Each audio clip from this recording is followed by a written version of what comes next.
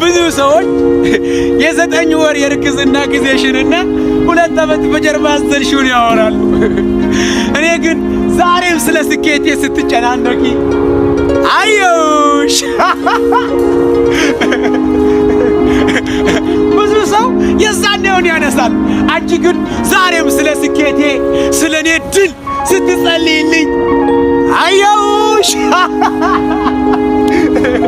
አንቺ ሳትበይ እኔ ስታበይ፣ አንቺ ሳትለብሺ እኔ ስታጌጪ አየሁሽ። አንቺ እኮ መኖር ካቆምሽ ቆየ። አንቺ እኮ መደሰት ካቆምሽ ቆየ። ያንቺ ደስታ የኔ ደስታ ስለሆነ እኔ እስክደሰት እኮ አልተደሰትሽም።